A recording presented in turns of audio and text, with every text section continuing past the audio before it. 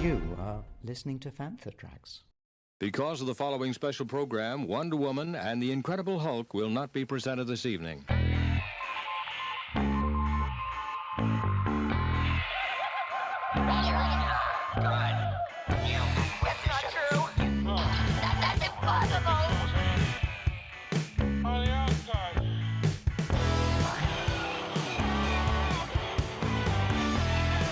It's time to get all your Star Wars news in a single file. This is Making Tracks. Here are your hosts, Mark Newbold and Mark Mulcaster. That's not true.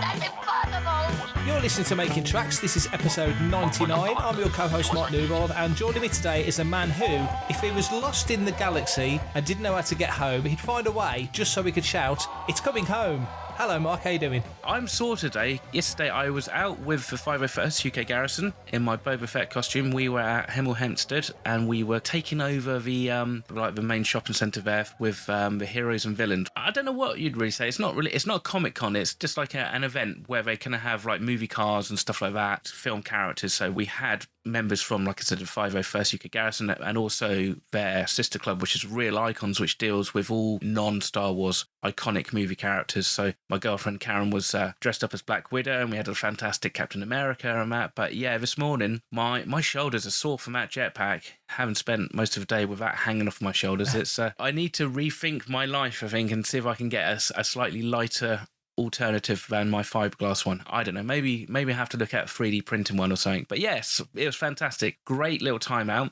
How are you, dude? How's things in your world and your life in Star Wars? Oh, my life in Star Wars is good. It's been a good week. Comics come in from Automatic Comics. Matt, our fellow Fantha, sent me a bunch of stuff, so that's there to be read and reviewed, which I'm very much looking forward to. And other odds and sods, as we say, have come into the collection, which is nice. Other than that, yeah, it's been quite a week. I've had quite a week. Long story short, I got rushed into hospital on Wednesday with a stomach ulcer, which was not fun. Oh, no. Change of diet, new meds, a few changes ahead, but all positive, so yeah, can't grumble really on the face of it. I picked up a nice dinky little Rawcliffe pewter Outrider. It was from 97, 98. Rawcliffe did a range of OT, and then they did some prequel pewter kind of figures, which are only inch or so, inch and a half tall, kind of like Lego bigger size. And the ships are basically, some of them are similar kind of size. They do bigger ones as well. But I've kind of picked those up over the years because they're quite nice and neat, and, you know, you can stick them in little gaps in the, you know, in shelves and stuff. So that's cool. Finally, I got my 40th anniversary edition of The Empire Strikes Back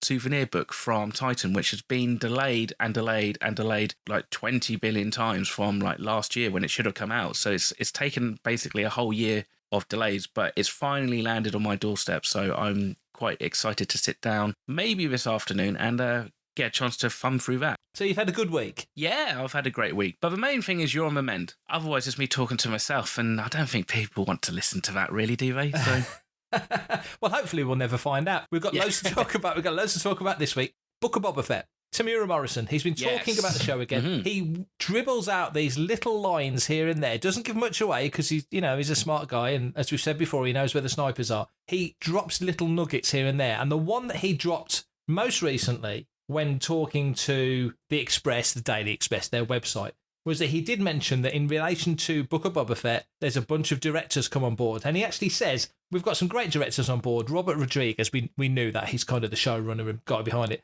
John Favreau, Bryce Dallas Howard, Dave Filoni. It's just a new world. It's a new world. They like to keep the Star Wars stuff under lock and key. So basically, yeah, he's the exec producer on this.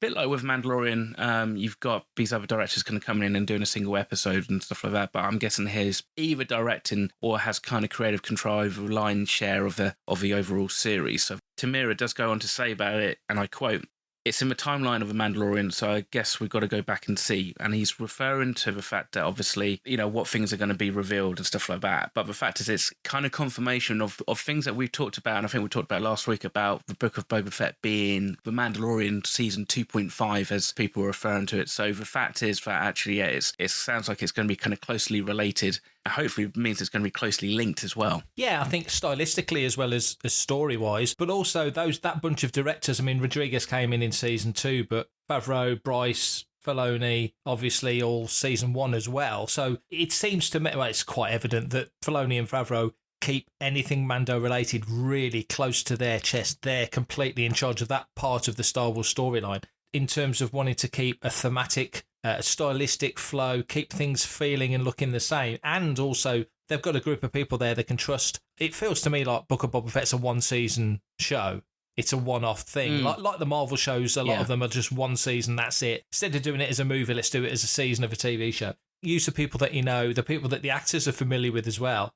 It just feels like they're keeping it really close to the chest. I think that's a really good thing, don't you? Yeah, massively. I really think that what they're doing is with repeating the same actors. It's not probably only just a case of their trusted hand, but also they're kind of familiar with everything as well. I'm sure there's probably loads of directors that they possibly could kind of get in, but it's also, I suppose, you've got to, for lack of a better term, break them in, break them into how Lucasfilm is doing stuff and the expectations of what is, required from them as a director. They can work in a nice, harmonious kind of way with the other directors. I mean, what's interesting actually with Robert Rodriguez was the episode that he directed, was it 11 or 12? Yeah. It had his hallmarks all over it in terms of the action style. So it'll be really interesting to see how much of that translates into the Book of Boba Fett. Is that something that we're going to kind of see a whole new language of fighting and action scenes that we haven't necessarily seen before in Star Wars? Or is he going to have to dial some of that stuff back? Partly because I guess of the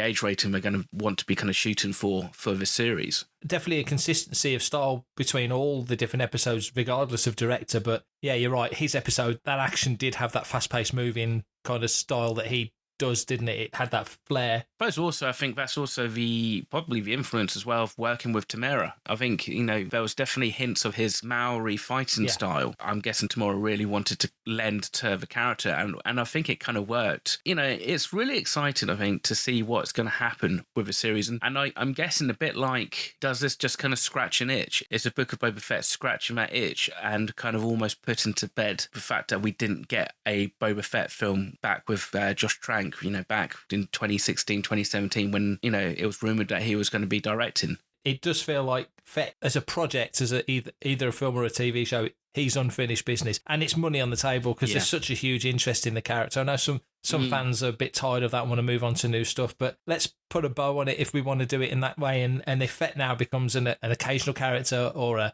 comic and book character primarily, fine, because there's other stories to tell. But yeah, I think this show's needed, definitely. Hi, this is John Morton from The Empire Strikes Back. I'm Dak Rotha, or Bespin Boba, and you're listening to Fantha Tracks.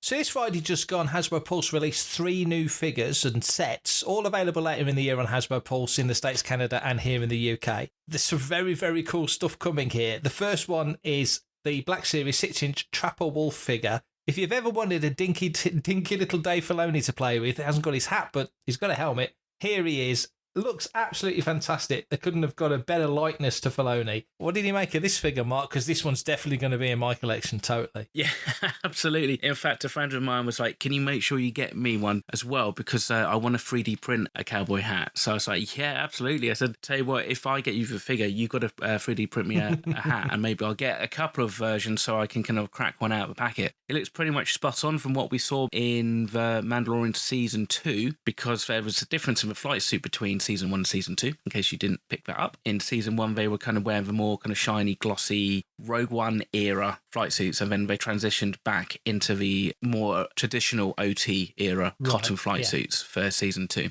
He also got like a repainted helmet in Season 2 as well, which has got his hallmark wolves on it. So yeah, this looks like a great little figure to have, actually. Tell you what though, it also does kind of scream out, and I think we're begging for a 2-pack between Wolf and his wingman. Carson Teva. Yeah, that would be a cracking little celebration exclusive. That should be, shouldn't it? Yeah, exactly. Like those vintage 2-packs that they've been putting out. They had the Afro one and the Luke Skywalker one and that. So that would be quite cool. This is definitely one to be picking up. It's got a really nice artwork again, which is what we're starting to kind of expect now from a Black Series. This is a cracker. Yeah, but in that deluxe box looks fantastic. Goes nicely with the Cad Bane one that came out not that long ago. The Armourer. There's a few that have come out in that packaging. Looks really, really nice. Next up, a Black Series playset, which is quite unusual. Power of the Force packaging, Cantina Showdown. So it's Dr. Evazan, Ponda Baba, Obi-Wan Kenobi, around the bar in the cantina, that classic scene from Star Wars. Loads of pictures on Fantha Tracks if you want to go and check it out. You know, I didn't think this would attract me at all because, you know, Black Series is cool and I pick bits as and when I see them and like them, but this is quite enticing. I might just have to be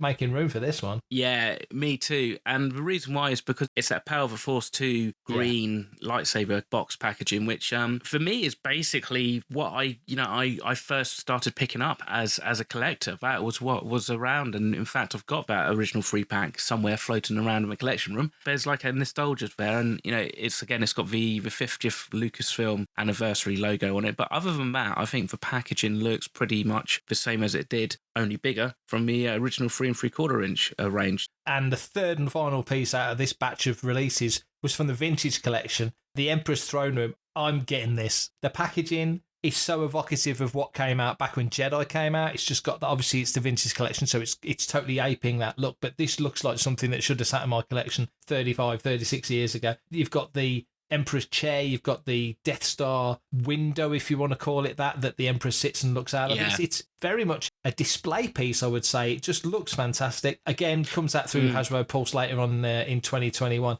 Absolutely gorgeous. What do you think? One thing it evoked with me was, again, from like 96, 97 era, was applause. They made a Clash of a Jedi diorama, which was basically, it was Luke and Vader facing off in front of that window. But it's something about that window that is so iconic, to me, just screams Return of a Jedi. So having that and having the Emperor, and he comes with accessories such as lightning, which of course every good Sith Lord needs, and also Luke Skywalker's lightsaber hilt. So you can really have some fun, and it's definitely lending itself a diorama. I think it's definitely worth, probably getting this one, cracking out the box, and then picking up a Jedi Luke and a Jedi Vader and kind of like setting the scene, because I think it's going to be a nice little kind of display piece. All those pictures are out on Fantha Tracks right now. Head to the site, get your orders in. All 3 are out. Fall 2021. Did you hear that? That is the sound of 1,000 people's bank balances crying in unison. Fantha Tracks. Hoodoo! The Mandalorian's been very fortunate to have received a lot of nominations earlier on in the year and picked up quite a few wins along the way. It's picked up 4 more nominations at the Hollywood Critics Association Television Awards, say that 3 times when you're drunk. Pedro Pascal has been nominated for Best Actor, Ming-Na Wen for Best Supporting Actress, Giancarlo Esposito Best Supporting Actor, and The Mandalorian itself for Best Streaming Series. Now, they've all got some stiff competition. In the Best Streaming Series Drama category, they're up against Bridgerton, The Boys, The Crown, The Handmaid's Tale, and Servant. It's some hefty competition, but Mark, what do you think? Do you think Mando's going to walk away with some awards this year? Yeah, definitely. Like you said, stiff competition, but I think they've got a good fighting chance, really. I haven't seen all those series that they've nominated for Best Streaming Series, so I can't really kind of comment to say whether or not they work. But the thing is, it's a fairly eclectic style, really. You know, Bridgerton versus The Boys, for instance. You know, so you've got to take each series on its own kind of strengths from that. And I think it's fair to say that whilst we didn't see him with his helmet off for much of the series, I think Pedro Pascal's performance from the last chapter of season 2 as Din Djarin was one of his strongest performances. He definitely has a good shout for the best actor. And also I think Giancarlo Esposito does as well, because I think, you know, sometimes you can only get great performances out of a good guy when you've got an equally good, if not better, bad guy. And also with Ming-Na Wen, she's definitely a favourite, and she's kind of popping up in all sorts of stuff. So yeah, she's one whose career seems to be really lifting off again after quite a few years. So that's fantastic. Yeah, I mean, she spent all those years in Agents of S.H.I.E.L.D. and has been in all sorts of other stuff. But yeah, you're right. She's hit a real purple patch now with The Mandalorian, voicing the same character in Bad Batch. In that lineup, she's against Gillian Anderson, I think, who won the Golden Globe for playing Margaret Thatcher in The Crown. So that's a tough one. And like I say, the Best Actor category, Pedro's up against Anthony Mackie for Falcon and Winter Soldier. Great performance. Josh O'Connor in The Crown again, another awards winner previously. Carl Urban, I absolutely adore The Boys. I can't get enough of that show. It's great, isn't it? And Renée-Jean Page for Bridgerton, again, a fantastic performance. So I think it's going to be a close call on all of them, but fingers crossed Mando walks away with some gold. Yeah, it works in favour of Star Wars just generally, because I think, you know, it gives confidence to the creatives and the execs and stuff that actually they are really producing TV that is sellable and watchable, but also is of a high quality that it's going to get them awards, which is sometimes almost equally as important. Yeah, it does. It validates the Disney Plus project, doesn't it? Because just in that category alone, you've got 2 from Netflix, 2 from Disney Plus, 1 from Amazon Prime. You know, they're the big players now. Good luck to The Mandalorian.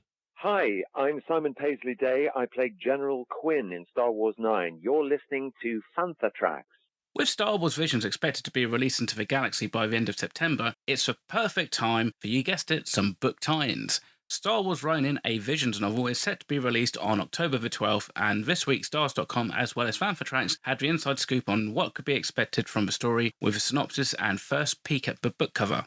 The book, penned by Emamika Kandon, will expand upon the world that we're going to start to see from one of the animated shorts in Visions, which is The Jewel, and it's meant to tell the story about a former unnamed Sith known as Ronin, which from the Japanese basically translates into wandering masterless samurai, basically as he wanders around the galaxy. So the brief outline starts as this. The Jedi are the most loyal servants of the Empire. 2 decades ago, Jedi clans clashed in a service of feuding lords. Sickened by this endless cycle, a sect of Jedi rebelled, seeking to control their own destiny and claim power into the service of no master. They called themselves the Sith. The Sith rebellion failed, succumbing to infighting and betrayal, and once rival lords unified to create an empire, but even an empire at peace is not free from violence. Far from the edge of the Outer Rim, one former Sith wanders, unaccompanied by a faithful droid and the ghost of a less civilized age. I'm kind of intrigued by this because they've made it very clear. Yeah. As always, people, oh, this isn't going to fit, this doesn't feel right, blah, blah, blah. Well, it's not. It's Star Wars Tales. It's Elseworlds. It's, it's Visions. It's whatever. It's what if. It's not actual Star Wars in the sense of it fits in with the continuity that we know from the movies. Of course, it's Star Wars. Of course, it's Star Wars. But it's just Star Wars through a different filter. So I'm quite interested. I know there's been a lot of excitement about this, and I looked at it at first and thought, well, I'm interested in Visions because it's going to give us a different spin. But initially, I thought Visions might actually be in continuity. Then they made it very clear that it's not. Then we saw the trailer last week, and it's all these Japanese animation houses. So visually, it's going to look amazing. I think it could bring us something really interesting. And now we get this, which we knew was coming. It's just the proper announcement. One thing that I'm interested in is that obviously Star Wars, there's Western elements, there's thriller elements, there's political aspects in it, and there's obviously a lot of Japanese samurai influence in Star Wars as much as anything else. And of course, the samurai movies of the 50s were influenced by the American Westerns of the 30s, so it all kind of feeds itself. But nevertheless, to see Star Wars in this style, and you look at that guy, and if you took the lightsaber away, it's a Ronin. The only thing there that is Star Wars is the lightsaber and the logo. That's interesting because that's going to give us a different spin. I think in the sense of, you look at the original trilogy and it's a very 70s style trilogy and it's a very American trilogy. And then you go to the prequel era and it's that very 30s formal, stately. Yeah. And you see the galaxy fall apart in that trilogy. And I know the Acolyte's going to show that and the High Republic's kind of showing us that. But the prequel trilogy does give us a sense of things that the wheels are coming off the wagon sort of thing. Seeing it through this Star Wars Japanese lens, it's going to give us a whole different sensibility because the Japanese way of thinking is very different to the Western way of thinking. To see Star Wars through this lens could be really, really interesting. Speaking of the artwork, it sounds like if we just literally judge a book by its cover, which obviously is not a great thing to always do, it looks very much like a Japanese period story. Something I believe they call like a jidaki or something like that. I think that's how you pronounce it, jidaki. And the thing is with that is that it is very folklory. So there's lots of fantastical elements, like you sometimes get monsters and dragons and stuff like that. And, obviously there's lots of war. So from a brief synopsis, they're talking about like, warring clans and stuff like that, which again is something that isn't necessarily something we're used to in Star Wars, but it's something that's going to feel very akin to Star Wars. And they're very clever because actually that artwork, if you just look at it really quickly, like you said, if you remove the Star Wars logo and you swap the lightsaber blade out with a normal kind of like samurai sword blade, then you'd think that actually, it's just a period piece. But then actually, if you look just behind his knee, there's like a blaster cannon from possibly a ship or a cannon emplacement. It could be something very subtle like that. So I think in some respects, the artwork kind of screams a little bit too literal. But I think at the same time, when you start to then dig into it a little bit, I think we're going to feel right at home. It's something that we can probably really get our teeth into. So, and I think right now, new approaches to Star Wars is very exciting. And seeing how this whole Star Wars Visions streaming series and the book pan out is really quite exciting because I think, we could have an alternate timeline being created if they're going to keep it separate from the canon timeline and create, alternate timelines and stuff like that in their own universe. I think this could almost be like a mini franchise within itself, which then again is somewhere we can explore totally different ideas and completely massive what if questions without feeling like, we've got to trip over continuity and all this kind of stuff. So it's very exciting. Another way of looking at it is Journey to the Last Jedi. There was a book out called The Legends of Luke Skywalker written by Ken Lau. The book was really interesting in respects that it was basically that. It was fables and myths of the character of Luke Skywalker. What happens with oral traditions when they're passed down from one person to another. Things kind of get, distorted, and they sometimes kind of get misremembered, even though some of the events were actually what we know in canon. There's also the potential that there is a way that they could fold in some of these stories. So if the story of this Sith Ronin who's roaming around the galaxy is really popular, it could become like a legend in the canon. I think there's potential that actually, even though direct timeline and continuity may be separate, there might be ways that they could actually fold in some of these characters into future projects. That would be the best outcome of this, if, like you say, if this character in particular, because they seem to have hung the hat on this guy, if this character is so interesting and people really get behind it and all of that element works, and then they can go, well, okay, because it's not part of the actual continuity, it's just kind of based on Star Wars for the purposes of the story. We could set this 1,500 years before A New Hope, and this guy could be roaming the galaxy way back then, and that's the story that they want to tell, and they want to work it in, and it becomes part... I don't know. I mean, there's loads of options. I guess Disney and Del Rey and Marvel and all those guys want to spread their net as far as they can because they want to keep making books and comics and properties and stuff. Absolutely. And IPs within IPs. Like you said, it's like it's its own little mini area of Star Wars within Star Wars. And also, if it doesn't grab you, you're not missing out on the main story if you don't read it or buy it. Well, massively, exactly. And I think that's quite savvy. It doesn't feel like you're forced to read it. You take the High Republic, for instance. It's now permeating into every aspect of the Star Wars timeline. And if it's not grabbing you, or those original characters aren't grabbing you, you still feel slightly compelled, and maybe like you've got, one arm tied behind your back if you don't read some of these stories, because you kind of, you feel like you may be missing out on something, but also, Ben, you don't know how things can necessarily connect. I know Rogue Squadron comes out in the cinema, there's like a High Republic Easter egg that goes completely over your head. Ultimately, I guess it's an avenue and a way to spend money, isn't it? To do something a little bit different, which I think gets people talking and gets, the fan base excited. So I guess we just have to wait and see how it comes out in the wash. For everything in one location, daily news, reviews, interviews, podcasts, video and social media feeds, bookmark fanthatracks.com for Star Wars news 24/7, 365.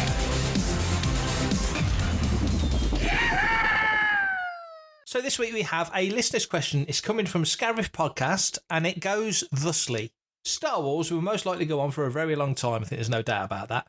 What type of news stories would you like to see created? And also, do you think Star Wars streaming is the way to go with these larger-than-life story arcs where you can spend a bit more time fleshing out characters and stories? Hashtag, that's the scuttlebutt. So, Mark, we have talked about this kind of topic before on the show. We have discussed these kind of things. But time moves on and new projects come along and maybe your point of view has changed. So, what new types of stories would you like to see created? We've just talked about Ronin, which again is a fresh take on Star Wars within the wider realms of Star Wars itself. What other kind of stuff would you like to see? Good Star Wars. Basically, I want to feel like when I'm sat down watching this is that the stories mean something, and actually it does feel connected and there's a consequence to characters' actions. I don't necessarily just want to feel like Star Wars needs to be like big, massive operatic movements all the time, and I do quite like the idea of focusing in on specific characters, which is one reason why I think I'm so excited for the Book of Boba Fett and Kenobi and Andor, because it certainly has that feel and hopeful vibe about it that actually we're going to kind of learn more about specific characters. One of the things that is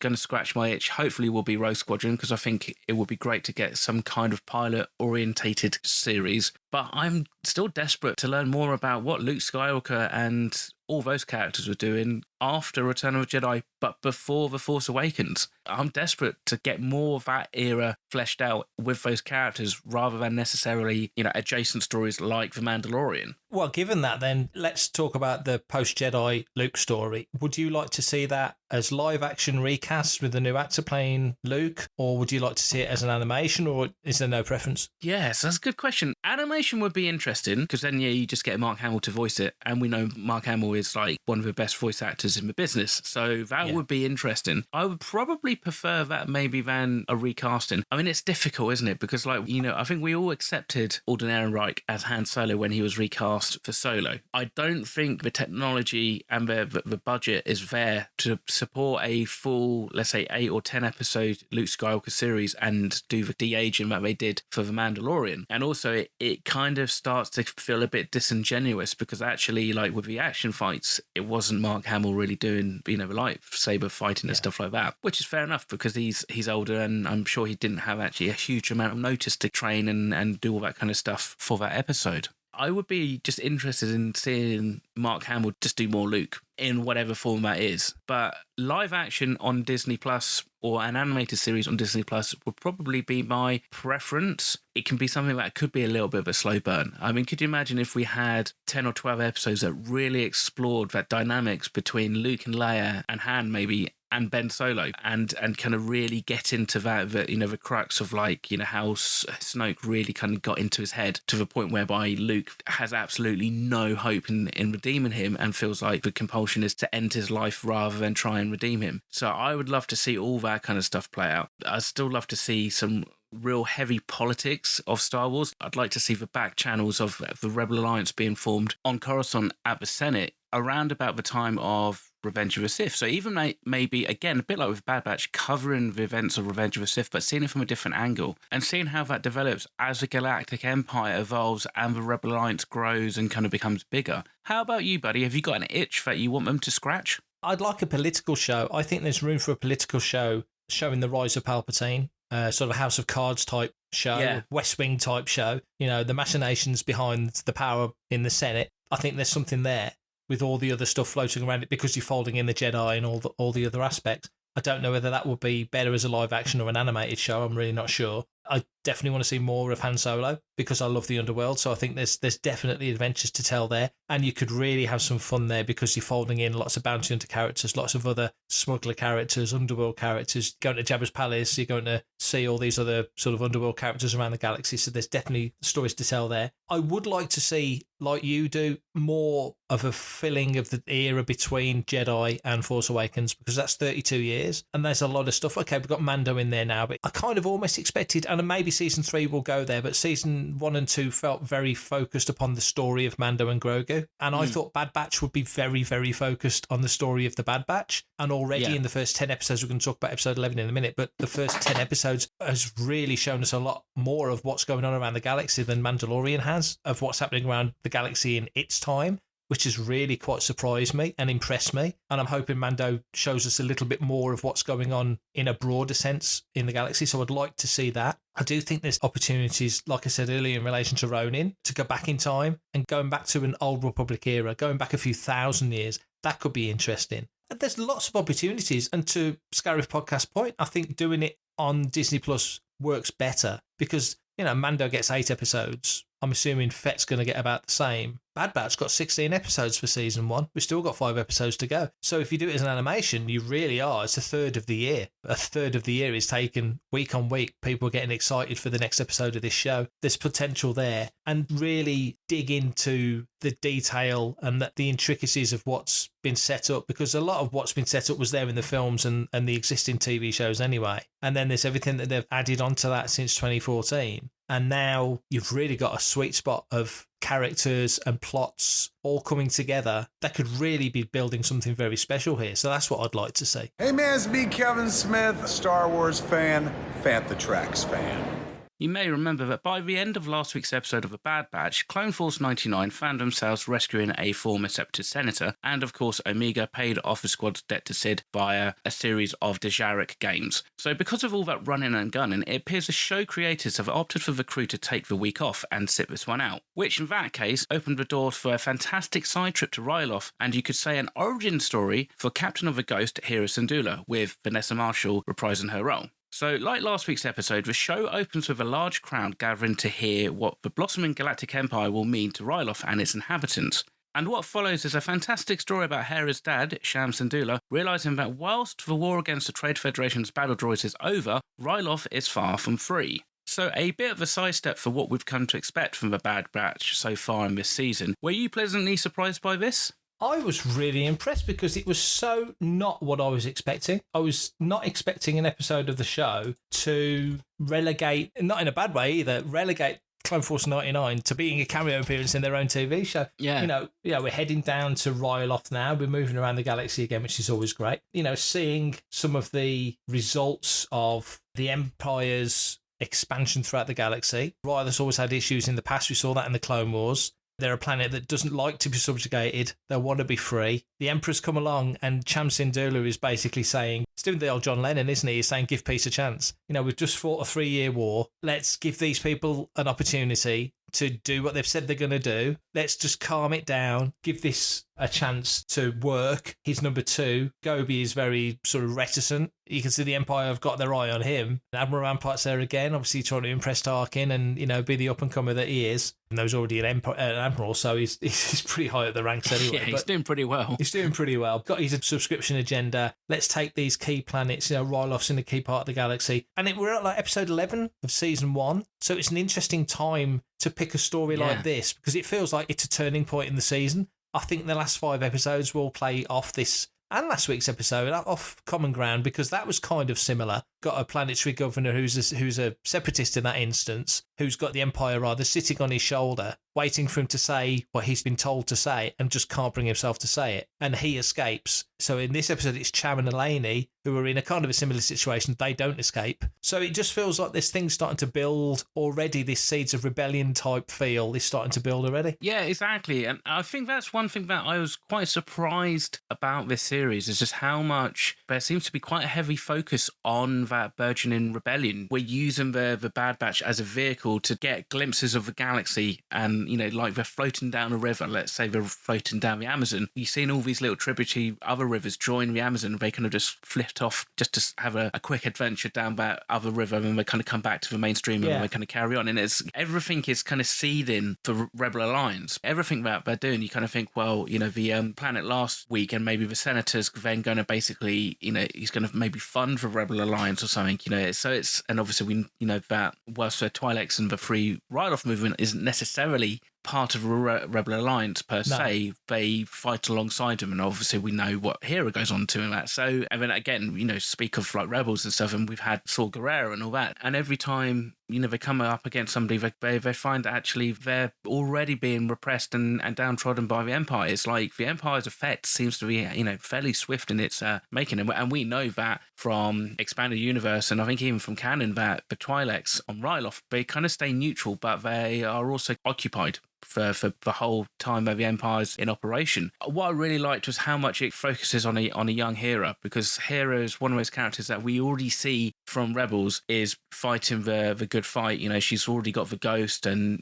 she's kind of like working her way into creating those rebel cells and stuff. So actually to kind of go back this early and actually see her as, I don't know, how old do you reckon she was? 15 maybe? Not even that. I'd be interested to see like what people's thoughts are online as to how it kind of landed for audience members who have just started watching Star Wars animation with the Bad Batch and have not watched any Clone Wars and Rebels, because obviously for us who have been fans of like animation with Star Wars since beginning of the Clone Wars, if not earlier, we kind of know and are familiar with these characters. So just to kind of have them spend so much time with Hera and that, it sets up a pathway for people to kind of then pick up with Star Wars Rebels if they want to know more about it. So it's quite clever storytelling in that respects. Yeah, it is.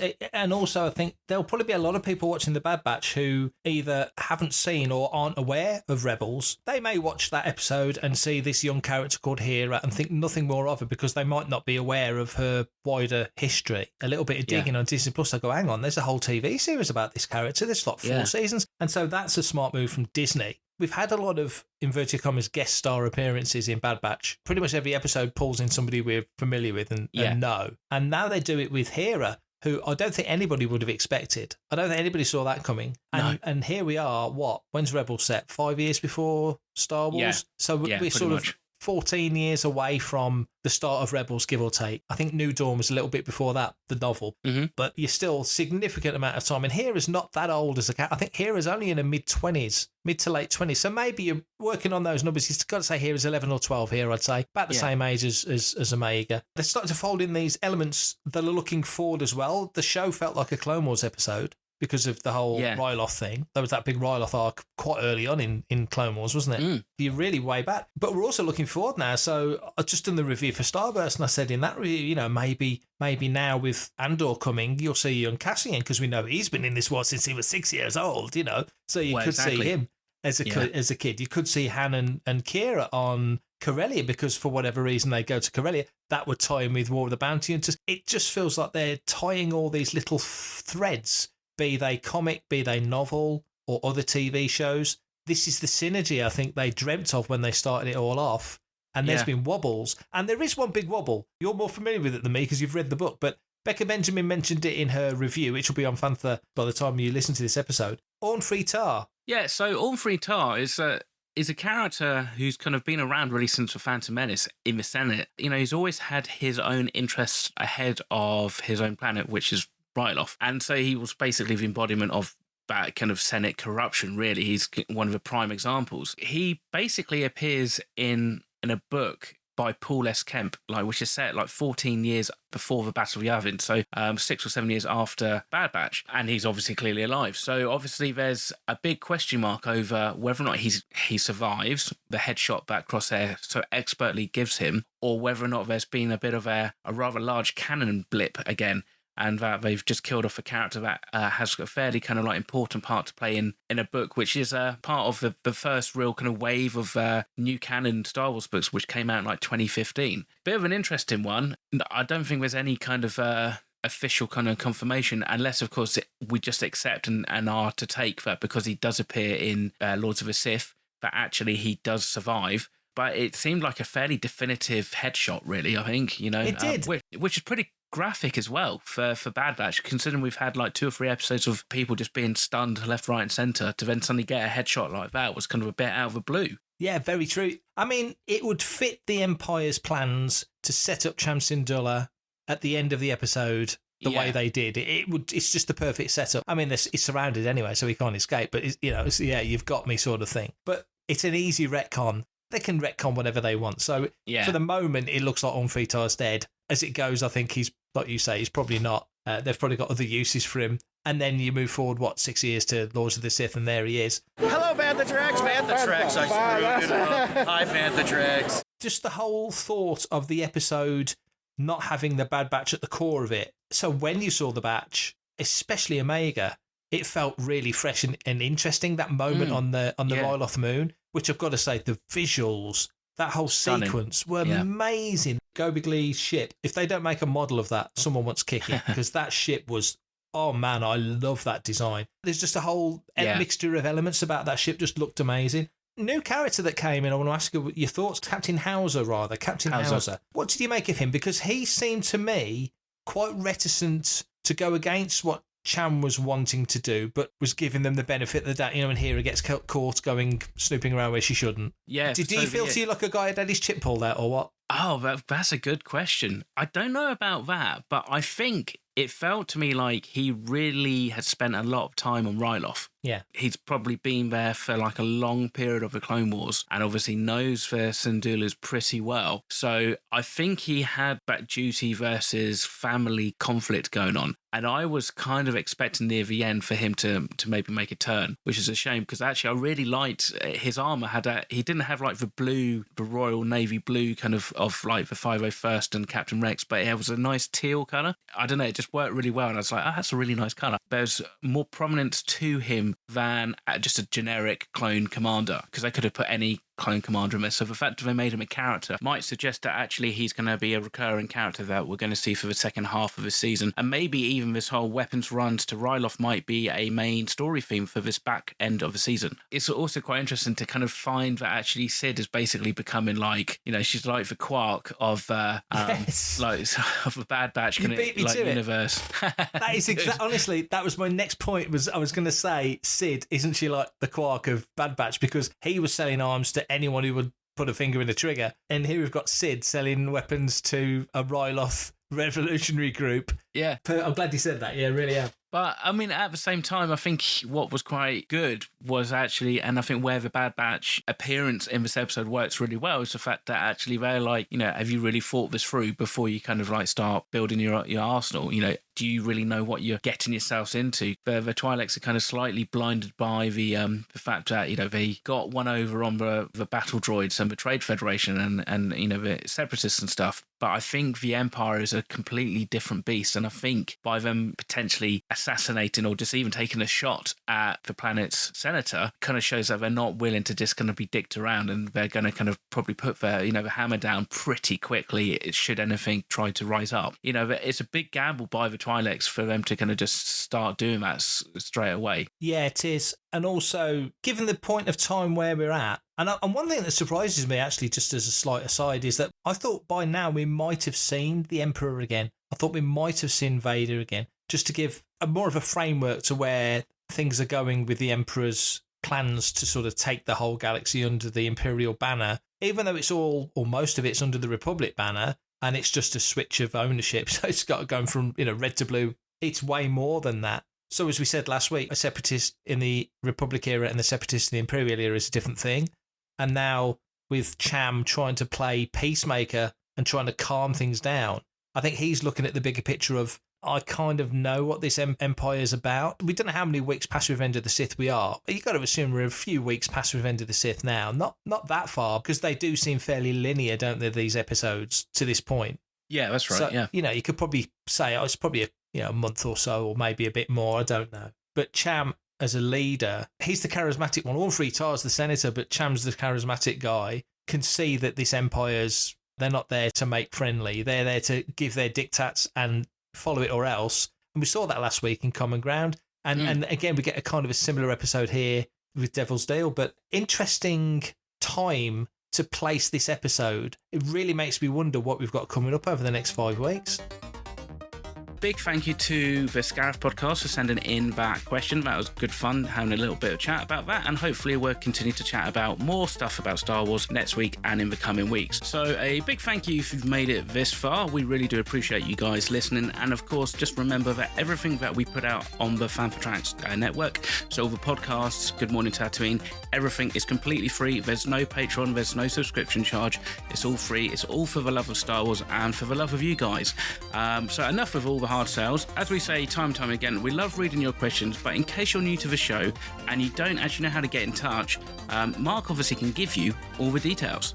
To those few people still listening, yes, I can do that. If you want to be a part of the action and stay updated on all the latest Star Wars news, visit fanthatracks.com or check out the free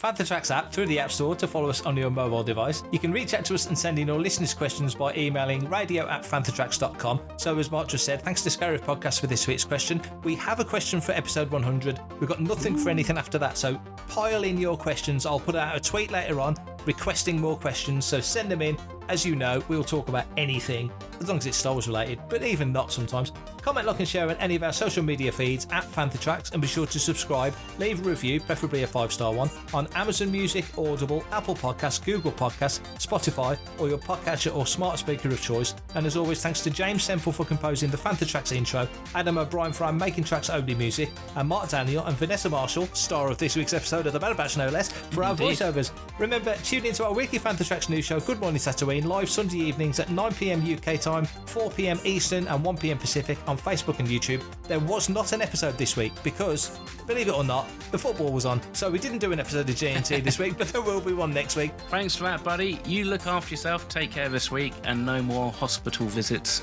please. No, or curries. Or curries, yeah, at least for now, maybe later. Thank you very much for listening. You take care. Remember, as always, wear a mask, get vaccinated if you haven't, and may the Force be with you. Coming up next on Fantha Tracks Radio, it's another episode of Making Tracks.